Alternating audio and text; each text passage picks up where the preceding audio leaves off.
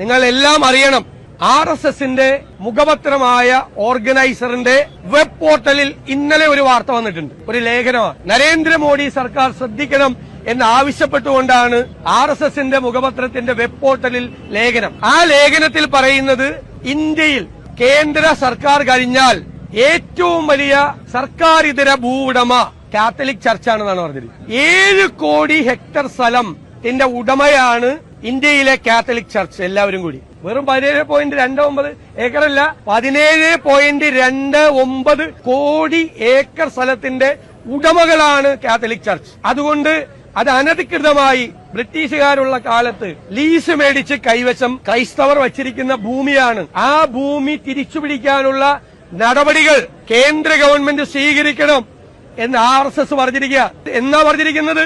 April 3-ാം തീയതി ലോകസഭയിൽ വഖഫ് bill പാസാക്കിയ അതേ ദിവസം വഖഫ് ബില്ല് പാസ്സാകും. അത് കഴിഞ്ഞാൽ ഇന്ത്യയിലെ ക്രൈസ്തവരുടെ കയ്യിലിരിക്കുന്ന 17.29 കോടി ഏക്കർ തിരിച്ചുപിടിക്കാനുള്ള നടപടി സ്വീകരിക്കണം എന്നാ പറഞ്ഞിരിക്കുന്നത്. അപ്പൊ ഇവരുടെ ഈ ക്രൈസ്തവ ദേവാലയങ്ങളിൽ രത്നകിരീടമായി പോകുന്നതിന്റെയും ഈസ്റ്റർ ദിവസം കേക്കുമായി ക്രൈസ്തവ ഭവനങ്ങൾ സന്ദർശിക്കുന്നതിന്റെയും രഹസ്യം മനസ്സിലായല്ലോ.